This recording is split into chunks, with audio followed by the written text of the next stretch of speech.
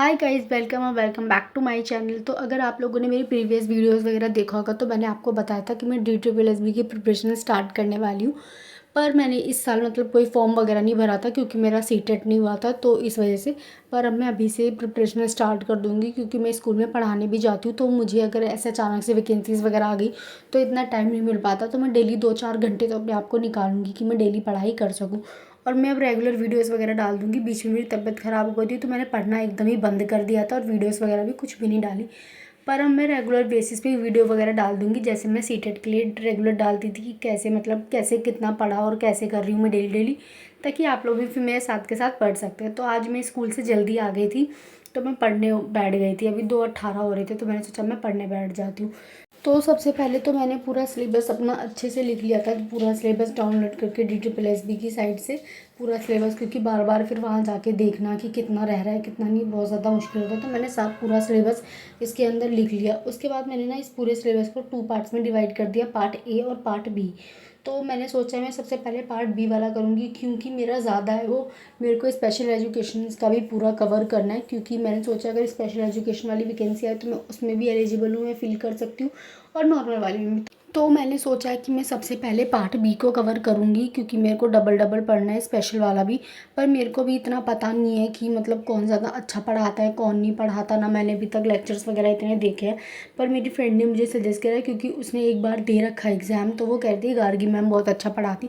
मुझे ऐसे चाहिए कि जो नोट्स वगैरह हो वो सारी चीज़ें प्रॉपर ही इंग्लिश में हो, मतलब बाईलिंगुअल कोई पढ़ाए, हिंदी इंग्लिश दोनों, ना प्रॉपर इंग्लिश हो ना प्रॉपर हिंदी हो, क्योंकि मैं फिर ऐसे ही पढ़ पाती हूँ।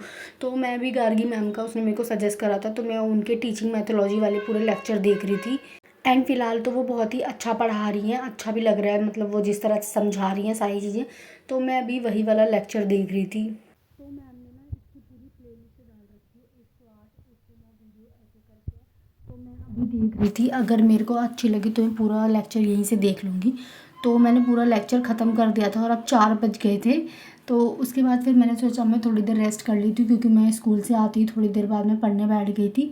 तो इसलिए मैंने सोचा मैं थोड़ी देर सो जाती हूँ। एंड फिर तो जो बाकी के सब्जेक्ट है मेरे, मैथ्स, हिंदी, इंग्लिश, रीजनिंग, ये सारे सब्जेक्ट मैं खुद से मतलब डेमो क्लास लेके यूट्यूब पे देखूंगी कौन अच्छा पढ़ा रहा है कौन नहीं। जो मेरे को बेसिकली समझ आए तो मैं उसे पढ़ना स्टार्ट कर दूंगी। बट फिलहाल आज मैंने ज़्यादा कुछ करा नहीं क्योंकि मुझे स्कूल का भी बहुत सारा काम था। तो मैंने आज सिर्फ पार्ट बी में से ये इतना ही करा, गार्गी मैम की एक क्लास ली। एंड उसके बाद मैंने थोड़ा बहुत उसके नोट्स वगैरह भी साथ के साथ अच्छे से बना लिए, क्योंकि जब मैं लेक्चर ले रही थी तो मैंने बहुत जल्दी जल्दी लिखे थे, तो मैंने उसको सही करके लिख ली और मैंने ज़्यादा कुछ आज करा नहीं। और मैं ये भी बोलना चाहती हूँ कि अगर आप लोग सीटेट की प्रिपरेशन कर रहे हैं तो मैंने अपने प्रीवियस वीडियो में उसके बारे में पूरा डिटेल दे रखा है, अच्छे से बता रखा है कि आप कैसे कैसे प्रिपरेशन कर सकते हैं, कितना पढ़ सकते हैं डेली, मतलब डेली बेसिस पे मैंने बहुत सारी वीडियोस वगैरह डाल रखी है, important notes Hindi English maths इन सब के। तो आप लोग वहाँ से जाके मतलब देख सकते हैं सारी चीज़ें अच्छे से। मैंने इंपॉर्टेंट चीज़ें भी बहुत क्लियरली बता रखी है वहाँ पे। अगर आप लोग सोच रहे हैं कि जब नोटिफिकेशन वगैरह आएगी तब हम लोग भी DSSB का पढ़ना स्टार्ट कर देंगे, पर मैं सही बताऊं तो आप लोगों को भी अभी से ही पढ़ना स्टार्ट कर देना चाहिए। क्योंकि जितना हम मतलब DSSB की ना, मैंने जितने भी मेरे फ्रेंड्स वगैरह जिन्होंने जितना भी दिया है ना, तो मैंने उनसे यही सुना है कि मतलब बहुत ज़्यादा प्रैक्टिस की ज़रूरत होती है और कम से कम आपको 1 साल की प्रिपरेशन तो चाहिए चाहिए होती है एकदम अच्छे से।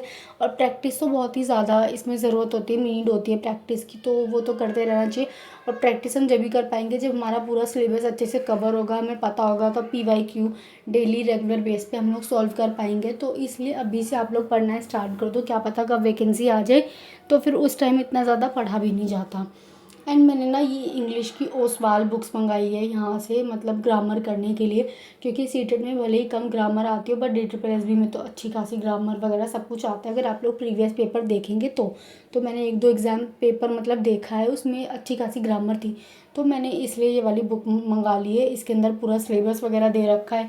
इवन कोई भी कॉम्पिटिटिव एग्ज़ाम हो तो आप लोग ये वाली बुक बाय कर सकते हैं, मैं लिंक आपको डिस्क्रिप्शन में दे दूँगी। और अगर आप लोग मेरे कूपन कोड से लेंगे तो आपको 40% का डिस्काउंट भी मिल जाएगा, तो आप लोग बाय कर लेना।